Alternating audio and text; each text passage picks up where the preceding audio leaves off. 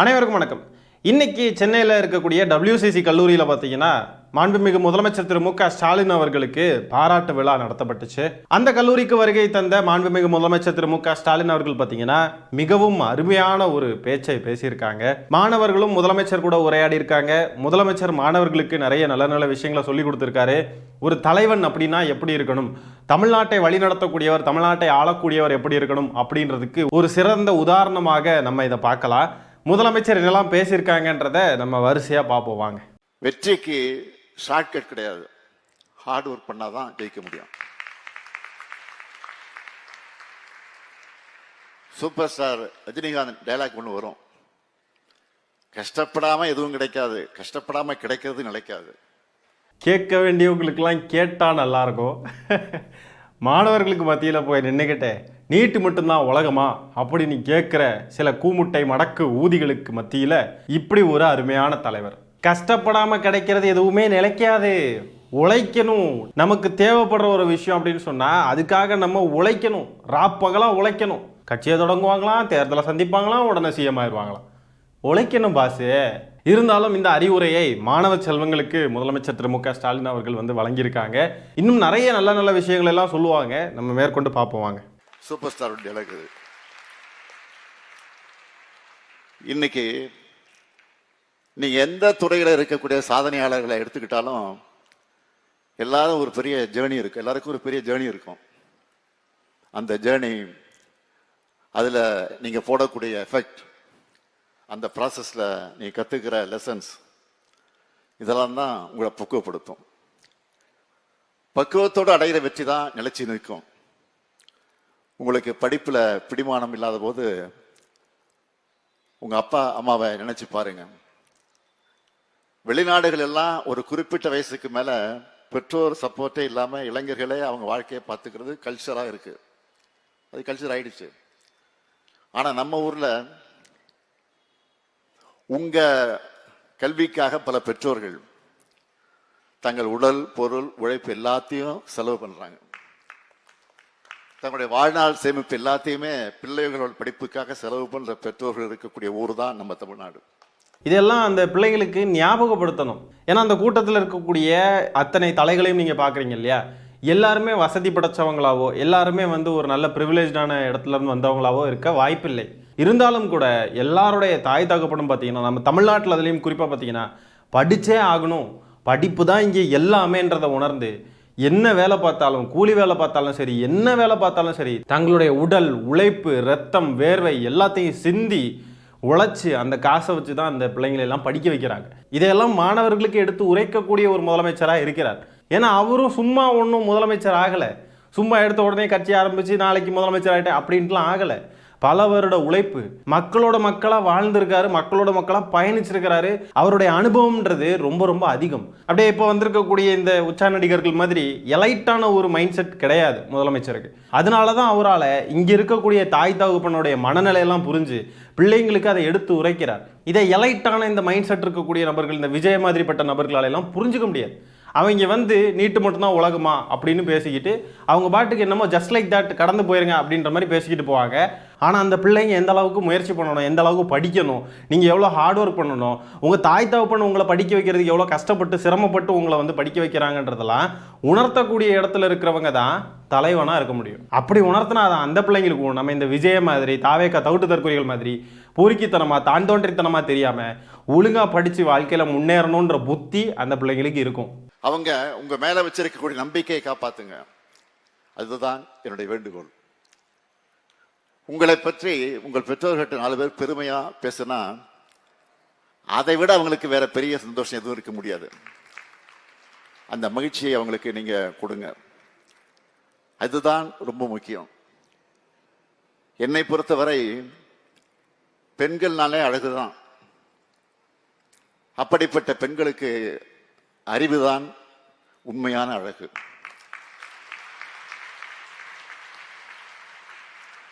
படிப்பு தான் ஒரு பெண்ணுக்கு உலகத்திலேயே அழகான அணிகலன். படிப்பு தான் ஒரு பெண்ணுக்கு அவங்களை அழகாக காட்டக்கூடிய ஒரு மிகச்சிறந்த அணிகலன். மிகவும் அற்புதமான வார்த்தைகள். பெண்களுடைய கல்வி எந்த அளவுக்கு சமூகத்தில் முக்கியம் வாய்ந்தது அப்படின்றதையும் அவர் பேசிக்கிட்டு இருக்காரு. தாவேகா தலைவர் விஜய் அவர்களே, பார்த்து கற்றுக்கோங்க. கொஞ்சமாவது வந்து தலைவனுக்கான பண்பை வந்து வளர்த்துக்கோங்க. தற்குறியா இருக்காதீங்க. வரியை ஒழுங்கா கட்டுங்க விஜய். இன்னைக்கு இருக்கிற போட்டி நிறைஞ்ச இந்த உலகத்துல நீங்க நிலைச்சு நிக்கணும்னா சும்மா ஒரு டிகிரி படிச்சா போதாது. நீங்க வேலைக்கு போனாலும் உங்களுக்கு ஆர்வம் இருக்கக்கூடிய துறையில ஆராய்ச்சி படிப்பு வரை நீங்க தொடர்ந்து படிக்கணும். இது உங்களுடைய முன்னேற்றத்திற்காக மட்டும் இல்ல, நம்ம ஸ்டேட் முன்னேற்றமும் வேணும். அதுதான் சொல்றேன். இப்படி பேசக்கூடியவரை தலைவராக ஏற்றுக்காம நான் ஒன்று ஆஃபீஸில் இருப்பேன், இல்லைனா வீட்டில் இருப்பேன், முடிஞ்சா என்னை தொட்டு பாருங்க, இந்த ரசிகர்களை விட்டுருங்க. மாஸ் தளபதி மாஸ். நாங்கள்லாம் யார் தெரியுமா? நாங்கள்லாம் ஆச்சரியக்குறிகள், அறிகுறிகள். நாங்களாம் யார் தெரியுமா? எங்கெல்லாம் தொட்டாவே நாங்களாம் அறக்க பறக்க பறப்போம். வேற லெவல். நம்ம பசங்கள்லாம் சம்பவம் பண்ணிட்டாங்க. Virtual warriors. அவங்களாம் எப்படிப்பட்டவங்க தெரியுமா? இந்தியாவிலேயே பெரிய படைபலம், பவர் பேக்ட் ஃபோர்ஸ், ராணுவத்தோட பெரிய படை எங்ககிட்ட தெரியுமா? நம்மளை நம்பியும் சில பேர் வரலாம் இல்லையா? நம்ம செயல்பாடுகள் அவங்களுக்கு பிடிச்சிருக்கலாம் இல்லையா? இந்த விஜய ஏன்டா தொட்டோன்னு எல்லாரும் அலறுவீங்க. தளபதி வாழ்க. இப்படி ஆடிக்கிட்டு இருக்கிறவனையும் பேசிக்கிட்டு இருக்கிறவனையுமா தலைவராக ஏற்றுக்க சொல்றீங்க? இன்னைக்கு தமிழ்நாடு நம்பர் 1 மாநிலமா இருக்கு. ஆனா ஹிஸ்டரியை புரட்டி பார்த்தோம்னா 1950களில் அப்படியே தலைகீழான நிலை தான் இருந்துச்சு. நாட்டிலேயே வறுமையான மாநிலங்கள் ஒன்றா இருந்த தமிழ்நாடு இப்போ நாட்டிலேயே வறுமை குறைந்த மாநிலமாக வளர்ந்துருக்கு. இன்னும் பெருமையோடு சொல்ற 2வது பெரிய எக்கனாமியா இன்றைக்கு உருவெடுத்திருக்கிறோம். நிறைய தொழிற்சாலைகள் தமிழ்நாட்டை தேடி வராங்க. கடந்த 6 மாசத்துல பார்த்தீங்கன்னா வின்ஃபாஸ்ட், டாடா லேண்ட் ரோவர் என 2 பெரிய கார் உற்பத்தி ஆலைகள் திறந்து வச்சேன் 2 நாளைக்கு முன்னாடி, நேற்று 1. இதற்கு முன்னே இவ்வளவு ஷார்ட் பீரியட்ல 2 பெரிய கார் நிறுவனங்கள் திறந்து வச்ச வரலாறே கிடையாது. ஆனா நாம பண்ணியிருக்கிறோம். அடுத்து ஃபோர்டு கம்பெனியும் மீண்டும் உற்பத்தி தொடங்க போறாங்க. மற்ற மாநிலங்களில் கூட போட்டி என்ற நிலையை தாண்டி உலக நாடுகள் கூட தான் நம்ம இப்போ போட்டி போடுறோம். இதுக்கெல்லாம் காரணம் கல்வியில தமிழ்நாடு செலுத்தின கவனம்தான். தொழில்துறை எடுத்துக்கிட்டா எந்த கம்பெனி கூட எம்ஓஐ சைன் பண்ணாலும் நான் அவங்க கிட்ட கேட்குற முதல் கேள்வியே இதனால எத்தனை பெண்களுக்கு வேலை கிடைக்கும் அப்படின்னு தான் முதல்ல கேட்பேன். ஏனென்றால் பெண்களான நீங்கள் முன்னேறினா ஒரு தலைமுறையே முன்னேறும். நீங்க ஒவ்வொருத்தரும் படிச்சு நல்ல வேலைகளுக்கு போனா உங்க தலைமுறையே முன்னேறும். இந்தியாவிலே அதிக அளவிலான பெண்கள் தொழிற்சாலைகளை பணிபுரியக்கூடிய மாநிலமா, யாரும் எட்டி பிடிக்க முடியாத உயரத்தில் தமிழ்நாடு இருக்கு. இது இன்னும் உயர்ந்து தமிழ்நாட்டில் உள்ள எல்லா பெண்களும் வேலைக்கு போகக்கூடிய நிலைமை வரணும். அதுக்கு உங்களுக்கு என்ன தேவையானாலும் சொல்லுங்க, நான் செய்வதற்கு தயாராக இருக்கிறேன். நிச்சயம் உங்கள் வளர்ச்சியில நான் உங்க கூட இருப்பேன். அதே போல உங்கள் ஹெல்த்தையும் பார்த்துக்குங்க. இப்போ கூட 14 வயசு உள்ள பெண் குழந்தைகளுக்கு கருப்பை வாய் புற்றுநோய் தடுப்பூசி போட்ட திட்டத்தை தொடங்கி வச்சிருக்கிறோம். இந்தியாவில் வேற எங்கும் கிடையாது. இது நாம தான் ஃபர்ஸ்ட். வெளியில போய் போட்டால் 14,000 ரூபாய் ஆகும். இந்த தடுப்பூசி அரசே கட்டணம் இல்லாமல் இப்போ செலுத்துறோம். இதை பற்றி உங்களுக்கு தெரிஞ்சவங்ககிட்ட நீங்கள் எடுத்து சொல்லுங்க. இவ்வளவு நேரம் நான் பேசுனதெல்லாம் அட்வைஸாக நினைச்சிடாதீங்க. நீங்களும் எனக்கு மகள்கள் போல தான். மீண்டும் சொல்றேன், நீங்களும் எனக்கு மகள்கள் போன்றதுதான். என்னங்க இந்த மனுஷன் இவ்வளோ சாஃப்டா இருக்காப்புல? ஒரு பஞ்சு இருக்கு பாருங்க, பஞ்சு அதை விட சாஃப்டா இருக்காப்புல. இவருக்கு அந்த ஒரு மாதிரி முரட்டத்தனமான ஆட்டிடியூடு, ஒரு மாதிரி அக்ரஸிவான குணம் கூட கிடையாது. எதிரில் இருக்கக்கூடிய கட்சிக்காரங்கள்லாம் எப்படி தான் இவரை வந்து இப்படி கலாய்க்கிறாங்க, எப்படி மோசமாலாம் சித்தரிக்கிறாங்கன்றது புரிய மாட்டேங்குது. இப்போது விஜய் இந்த மாதிரிப்பட்ட நபர்களெல்லாம் எடுத்துட்டோன்னா அவங்க செய்யக்கூடிய செயல்கள், அவங்க பேசக்கூடிய பேச்சு அந்த லட்சணத்தில் இருக்கிறதுனால நம்மளாம் அந்தளவுக்கு கலாய்க்க வேண்டிய நிலைக்கு நம்ம தள்ளப்படுறோம், கலாய்க்கிறோம். இதெல்லாம் நடக்குதுன்னு வச்சுக்கோங்க. இவர் இவ்வளோ சாஃப்டாக இருக்கார் மனுஷன், இவர் எப்படிங்க இது மாதிரிலாம் பேசுகிறாங்க, அவதூறு பரப்புறாங்கன்றது தெரிய மாட்டேங்குது. அரசியலுக்காக இந்த எதிர்கட்சிகள்லாம் மனசாட்சியே இல்லாமல் செயல்படுறாங்கன்னு தான் நான் வந்து பார்க்குறேன். பெண்களுடைய முன்னேற்றத்திற்கு மிகவும் முக்கியத்துவம் கொடுக்கிறார் நம்மளுடைய மாண்புமிகு முதலமைச்சர் திரு மு க ஸ்டாலின் அவர்கள். நீங்கள் யோசிச்சு பார்த்தீங்கன்னா தெரியும், அவர் கொண்டு வந்திருக்கிற திட்டங்களாக இருக்கட்டும், அவர் பேசுகிற விஷயங்களாக இருக்கட்டும், எல்லாமே பார்த்தீங்கன்னா பெண்களுடைய முன்னேற்றம் சார்ந்து மிகவும் அவர் இயங்குறாரு. திட்டங்களாக பார்த்தீங்கன்னா பெண்களுக்கான கட்டணமில்லா பேருந்து சேவை, பெண்களுக்கு மாதம் 1000 ரூபாய் தொடங்கி பல விஷயங்கள். இப்போ கூட சமீபத்தில் இந்த கருப்பை வாய் புற்றுநோய் தடுப்பூசி திட்டத்தை அவர் அறிமுகப்படுத்தினார். இந்த மாதிரி பெண்கள் சார்ந்து பல விஷயங்கள் அவர் யோசிக்கிறாரு. ஏன்னா அவர் சொல்றாரு பாருங்க, பெண்கள் படித்து முன்னேறினால் ஒரு தலைமுறையே முன்னேறதுக்கு சமம்ன்றார். அதுதான் மிகவும் உண்மை. பெண்களுக்கான திட்டங்கள் அவர் ரொம்ப ஃபோக்கஸ் பண்றார். பெண்களுக்கான கல்வி உரிமை சம்பந்தப்பட்ட விஷயங்கள், கல்விக்காக அவர் நிறைய பேசுறார், நிறைய செயல்படுறார். பெண்களுடைய ஆரோக்கியத்திற்காக அவர் செயல்படுறாரு. பெண்கள் முன்னேற்றம் சார்ந்து பல விஷயங்கள் அவர் செஞ்சுக்கிட்டு இருக்கிறாரு. அது போக பல விஷயங்களை செயல்படுத்தவும் உள்ளார். இதுதான் உண்மை. நம்ம தமிழ்நாட்டு மக்கள் அனைவரையுமே தாயுள்ளத்தோடு அன்போடு அரவணைத்து செல்லக்கூடிய ஒரு தலைவராக, ஒரு முதலமைச்சராக, ஒரு வழிகாட்டியாக முதலமைச்சர் அவர்கள் இருக்கிறார். நீங்களும் எனக்கு மகள் போலதான், நீங்களும் எனக்கு மகள் போலதான்றதை 2 தடவை திரும்ப திரும்ப சொல்றார். சும்மா வாயால சொல்றது மட்டும் இல்லாம எல்லாருக்கும் தேவைப்படக்கூடிய விஷயங்கள் எல்லாத்தையுமே அவர் செஞ்சுக்கிட்டே இருக்கார். நல்ல அறிவுரைகளா இருக்கட்டும், அவங்களுக்கு தேவையான திட்டங்களா இருக்கட்டும், எல்லாமே சொல்லிக்கிட்டே இருக்கார். சும்மா நீங்க சினிமாவில் போய் தியேட்டர்ல டிக்கெட்டை பிரிச்சு மேய விடுங்க, பால் அபிஷேகம் பண்ணுங்க, நம்ம நண்பா நண்பீஸ்லாம் சம்பவம் பண்ணுங்க, எனக்காக நீங்க வெயில்ல எப்படி நிக்கிறீங்களா அந்த மாதிரி அதெல்லாம் குளோரிஃபை பண்ணி ஒரு மாதிரி எல்லாரையும் பின்னோக்கி இழுத்துட்டு போகக்கூடியவர் நம்மளுடைய மாண்புமிகு முதலமைச்சர் திரு மு க ஸ்டாலின் அவர்கள் இல்லை. தமிழ்நாட்டில் எல்லாருக்கும் நான் தாய்மாமன், நான் எனக்கு நிறைய தங்கச்சிங்க இருக்காங்க, அக்காங்க இருக்காங்க, அம்மா அக்கா தம்பா நம்பி நம்பி நம்பி கும்பி கும்பி தம்பி தப்பை இப்படிலாம் சொல்லிக்கிட்டு ஒரு பிரச்சனை விட்டுக்கிட்டு ஓடுறவர் கிடையாது. சும்மா காதுகளுக்கு இனிமையா சொல்லக்கூடிய வார்த்தைகள் இது கிடையாது. இதெல்லாம் உணர்ச்சி பூர்வமாக மனசார சொல்லக்கூடிய விஷயங்கள். இதெல்லாம் நம்மளால டிஃபரன்ஷியேட் பண்ண முடியும்.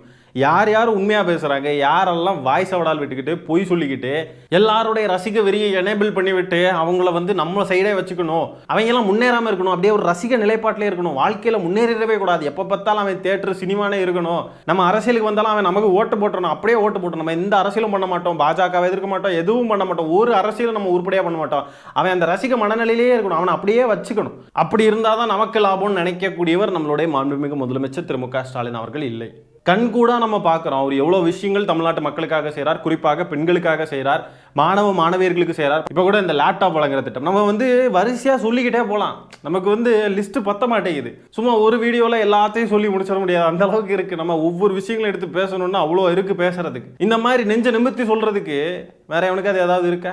அவனுங்களுடைய வரலாறுலாம் விட்டுட்டு ஓடுனது, தெரிச்சு ஓடுனது, வேற லெவலில் ஓடுனது, நம்மளே எதிர்பார்க்காத அளவுக்கு ஸ்பீடாக ஓடுனது, பத்திரிகையாளர்கள் கூப்பிட்டு நிக்காம ஓடுனது, ஓடி ஓடி விஜய பார்க்க போனது, குழந்தைங்களை தூக்கிட்டு ஓடி போனது, குழந்தைங்க சாகரப்பவும் விட்டுக்கிட்டு ஓடி போனது, விழுப்புரத்துல தன்னுடைய சொந்த ரசிகர்களை பார்த்து பயந்தடிச்சு ஓடி போனது, இப்படி ஓடி போன ஹிஸ்டரி தான் இவனுங்களுக்குலாம் இருக்கு. இவனுங்கெல்லாம் நம்மளை பேசுறானுங்க, முதலமைச்சரை பேசுறானுங்க, திமுகவை பேசுறானுங்க. ஐயோ கலிகாலங்க, கலிகாலம். அந்த பாசத்தோட உலக முழுக்க நீங்க வலம் வரணும், அக்கறையோடு நான் சொன்னதா நீங்க நினைச்சுக்கோங்க. இது போன்ற நன்றி தெரிவிக்கக்கூடிய விழாக்களை விட நீங்கள் எல்லாரும் நல்லா படித்து வாழ்க்கையில் முன்னேறினா அதுதான் நீங்கள் எனக்கு செலுத்தக்கூடிய உண்மையான நன்றி. வெல்லும் தமிழ் பெண்களே, all the best, rule the world. நன்றி, வணக்கம். All the best, rule the world. அடாடாடா. இந்த விஸ்வகர்மான்னு ஒரு திட்டத்தை கொண்டு வந்து இந்த 4 வர்ணங்களும் எல்லா இடத்துலையும் நாடு ஃபுல்லாக அது ஸ்ட்ராங்காக இருக்கணும். அது கொஞ்சம் கூட கொலாப்ஸ் ஆகவே கூடாது. குலத்தொழிலை ஆதரிக்கும் விதமாக இந்த விஸ்வகர்மா திட்டம் இருந்தது.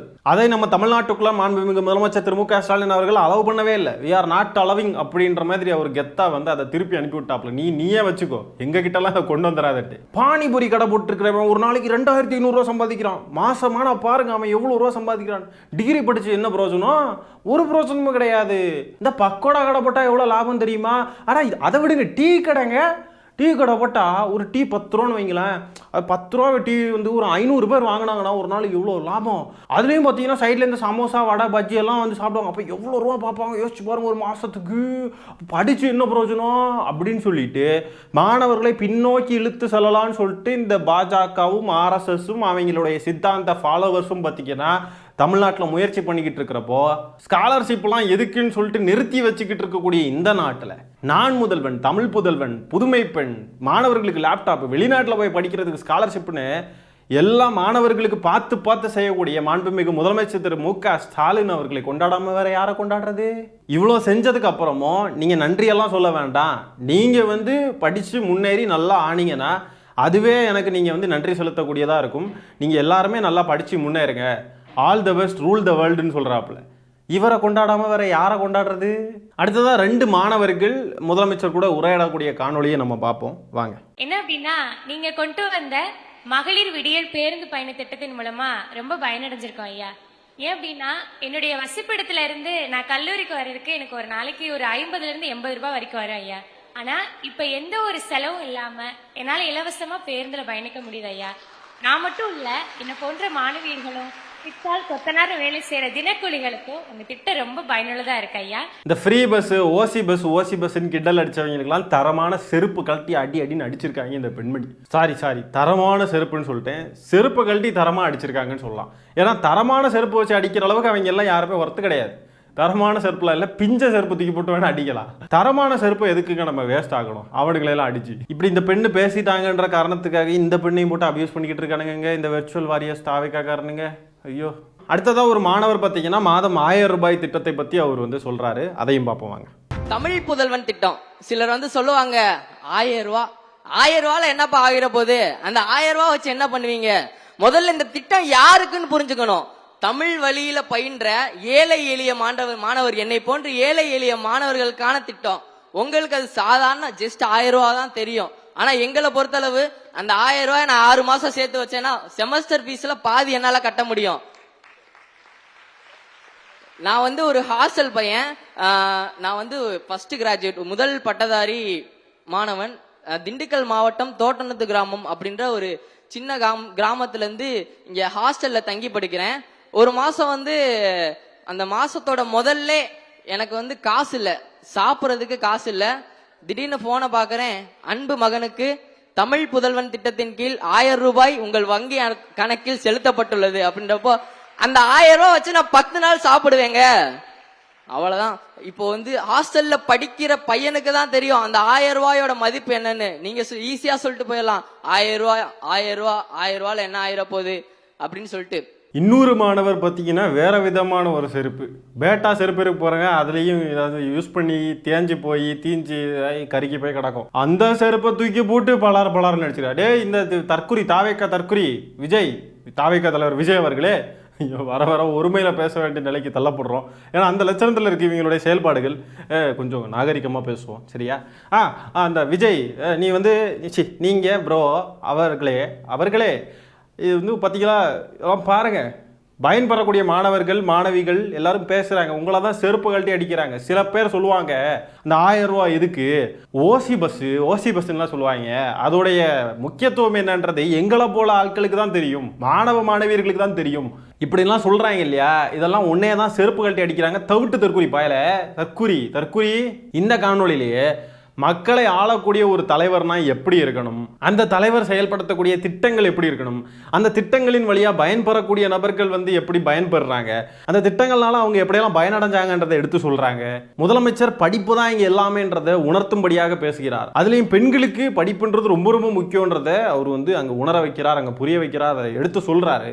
இப்படிப்பட்ட ஒரு கட்சி, இப்படிப்பட்ட ஒரு தலைவன், இப்படிப்பட்ட பயனாளிகள், இப்படிப்பட்ட மாணவர்கள், இப்படிப்பட்ட ஒரு சமூகம், இதுதான் ஒரு நல்ல சமூகம், இதுதான் ஒரு ஹெல்த்தியான சமூகமா இருக்க முடியும். மக்களுக்கான திட்டங்கள், மக்களுக்கான தேவைகள், மக்களுக்கான ஆரோக்கியம், மக்கள் போக வேண்டிய வழியை காட்டக்கூடிய ஒரு வழிகாட்டியாக முதலமைச்சர் அவர்கள் இருக்கிறார். மக்களும் முதலமைச்சர் என்ன சொல்றாங்கன்றதை தெளிவாக கேட்டு அவர் கொடுக்குற திட்டங்களை வந்து சரியாக உபயோகிச்சு நம்ம ஆரோக்கியத்துக்கு தேவையான விஷயங்களை செய்றாரு, அதையும் நம்ம உபயோகிச்சு நம்ம போக வேண்டிய வழியை காட்டுகிறார். அதன் வழியில் நம்ம போனோம்னு சொன்னா கண்டிப்பா தமிழ்நாடு பயங்கரமா முன்னேறும். மீண்டும் திமுக தான் ஆட்சி அமைக்கும். திராவிட மாடல் 2.0 லோடிங்.